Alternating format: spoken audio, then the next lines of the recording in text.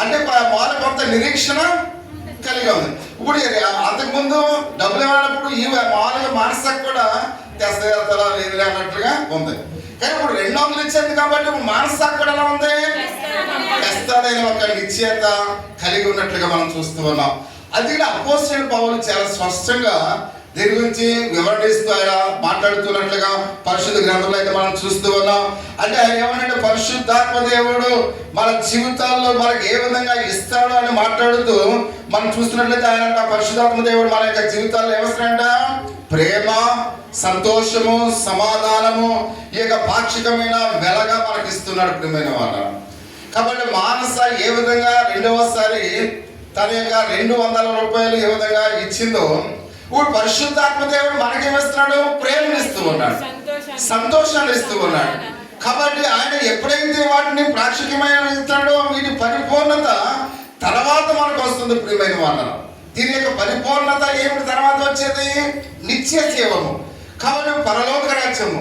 ఎప్పుడైతే నువ్వు ఆ ప్రేమను స్వీకరించావో, ఎప్పుడైతే ఆ సంతోషాన్ని స్వీకరించావో, ఎప్పుడైతే ఆ సమాధానాన్ని పరిశుద్ధాత్మ చేత నువ్వు పొందుకున్నావో, ఒక నిశ్చయత మనకు ఏమొచ్చింది, వచ్చిందంటే నేను కూడా విశ్వాసనే. ఆ నిశ్చయత, ఆ సంపూర్ణమైన ముద్ర ఆయన మనకు వేసాడు ప్రియమైన వాళ్ళు. ఎవరు, పరిశుద్ధాత్మ దేవుడు. అంటే పరిశుద్ధాత్మ దేవుడు ఎప్పుడైతే తన ప్రేమను మనకి ఇచ్చున్నాడో, ఎప్పుడైతే తన సంతోషాన్ని మనకి ఇచ్చున్నాడో, అప్పుడు ఒక నిశ్చయత మనం ఎలా కలిగి ఉన్నాం, నేను క్రైస్తవ విశ్వాసిని, నేను కూడా పరలోక రాజ్యము చేరతాను అని ఒక నిశ్చయత మనలోనికి వచ్చింది అని అపోస్తలుడైన పౌలు సెలవిస్తున్నట్లుగా మనం చూస్తాం. అంటే ఈ నిశ్చయత ఎవరిచ్చారు మనకి, పరిశుద్ధాత్మ దేవుడు ఇచ్చాడు అనే విషయాన్ని మనం గమనించవలసిన వారు ఎట్లుగా మనం చూస్తూ ఉన్నాం.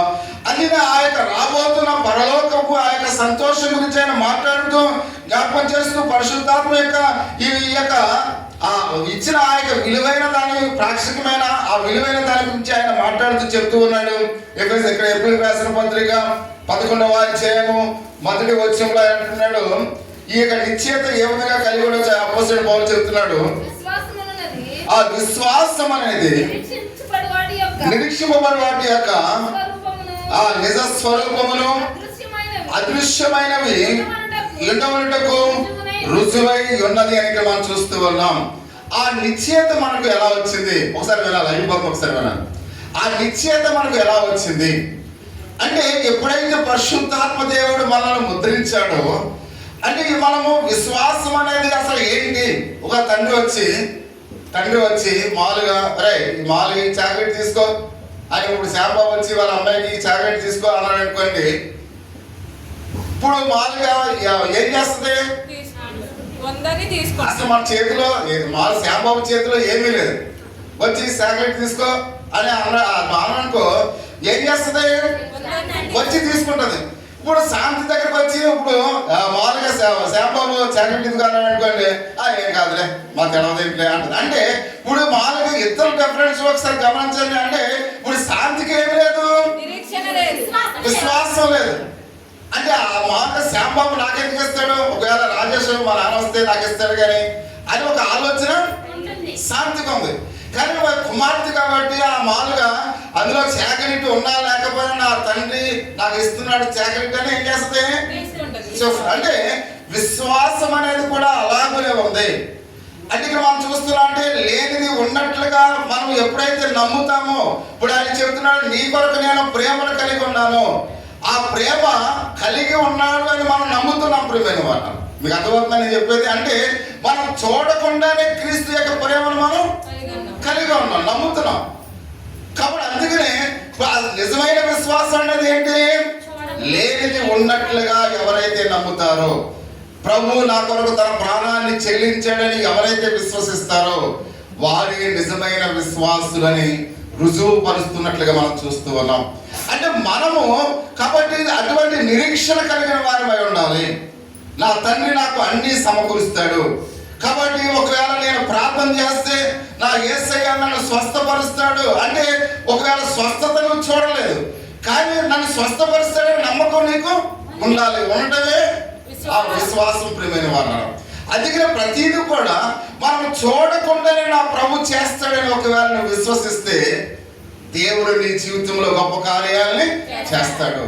అదే నిజమైన విశ్వాసం అని అపోస్తలుడైన పౌలు చెప్తున్నాడు. అందుకే మనం అందుకంటే తోమా విషయంలో చూచి నమ్మిన వారి కన్నా చూడని వారు ఎక్కడ చూడక నమ్మిన వారు ఇక్కడ మనం చూస్తూ ఉన్నాం.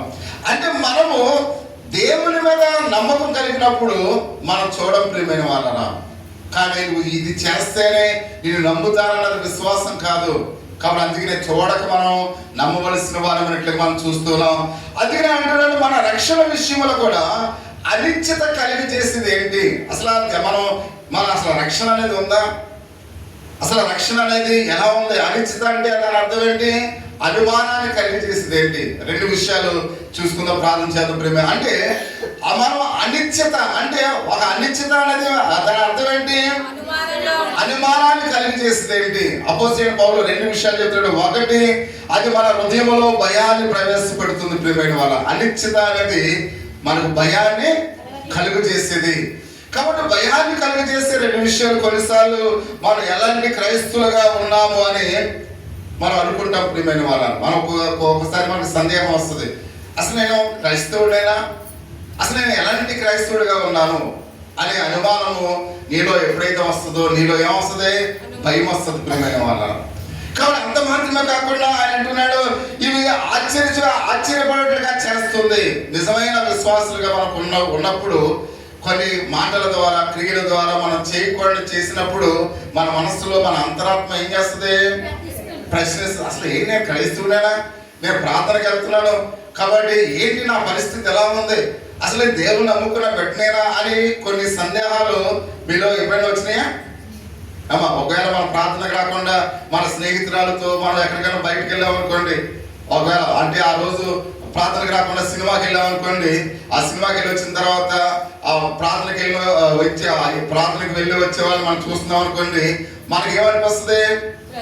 మనం ఇప్పుడు ప్రార్థన ఇక్కడ మనం నిడదల సినిమాకి వెళ్ళాం, అప్పుడే అక్కడ పక్కన లోదన చర్చిలో వాళ్ళు ప్రార్థనించి వస్తున్నారు, వాళ్ళు మనకు ఎదురైతే మనం ఏమనుకుంటాం? అసలు క్రైస్తవురాలైనా ఏంటి, వాళ్ళు ప్రార్థనకి వెళ్ళాను, ఏంటి సినిమాకి వెళ్ళాను అని మనం అనుకుంటాం. అలా అనుకున్నప్పుడు మన హృదయంలో ఏమొస్తుంది?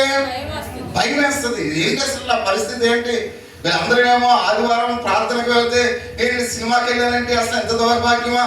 కాబట్టి ఏంటి అంటే కొన్నిసార్లు మన మనస్సాక్షి మనకు గర్తించినప్పుడు మనకు ఆ వణుకు అనేది, ఆ భయం అనేది మనకి వస్తుంది ప్రియమైన వాళ్ళ. అందుకని ఆయన మాట్లాడుతూ ఉన్నాడు, ఒక వ్యక్తి అద్దంలో తన లోపాలను చూసినప్పుడు వాడు భయపడతాడు.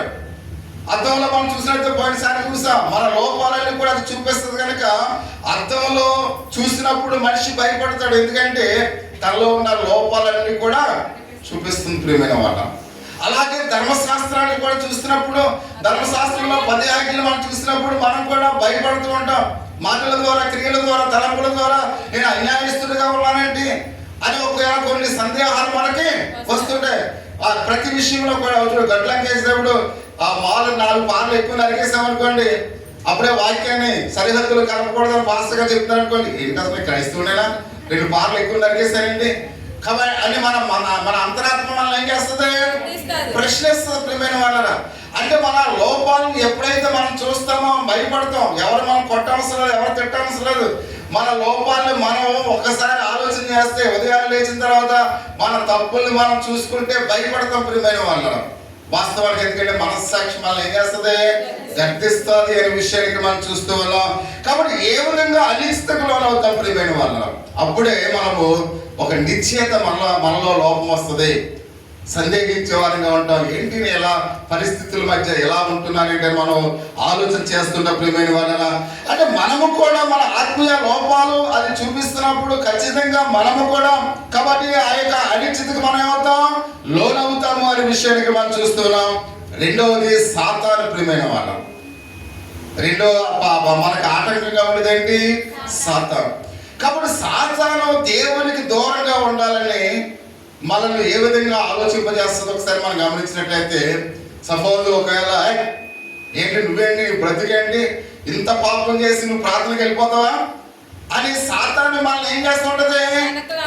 వెనకలాగా ఏంటి అసలు నీ బ్రతికేంటి, నువ్వేంటి ప్రార్థనకి వెళ్ళిపోతావా, తయారైపోయి వెళ్ళిపోతున్నావా, ఇప్పుడు దాకా ఏం చేస్తావు నువ్వు అని సాతాను మనం చేసిన తప్పుల్ని మనం ఏం చేస్తుంది? జ్ఞాపకం చేస్తుంది. జ్ఞాపకం చేసినప్పుడు మనం ఏమనుకుంటాం? నిజమే కదా, ఇంత పాపం చేశాను, ఇలాంటి పరిస్థితుల్లో నేను ఉన్నాను, కాబట్టి నేను ఎలా ప్రార్థనకి వెళ్ళగలను? కాబట్టి ఈరోజు ఏం చేద్దాం? ప్రార్థన మానేద్దాం. కాబట్టి ఇలాంటి పరిస్థితుల్లో ఉన్నప్పుడు నేను ఎలా వెళ్ళగలను ప్రార్థనకి? ఇలాంటి అనుమానాలు రేకెత్తించేది సాతాను. అంటే దేవునికి దూరంగా మనల్ని, మన పాపాలను ఎత్తి చూపించి మనల్ని దేవునికి దూరం చేసేది సాతాను, ప్రియమైన వాళ్ళు.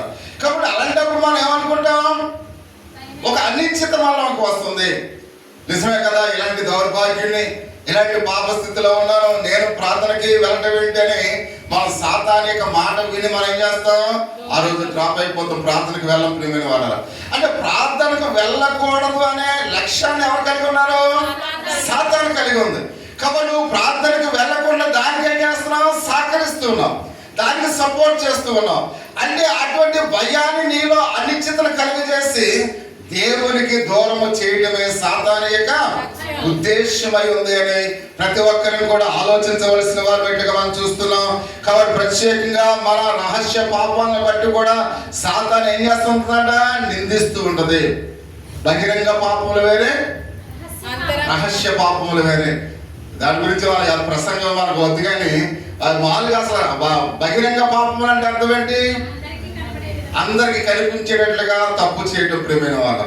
ఇంకా అంటే 100% వాళ్ళు డోంట్ కేర్. ఇంకా మామూలుగా వాళ్ళ కళ్ళు ఎవరికి కనపడమన్నమాట. వాళ్ళు ఏం చేస్తున్నారు ఇంకెవరికి తెలియదు. అది బహిరంగ పాపం. రహస్య పాపములు అంటే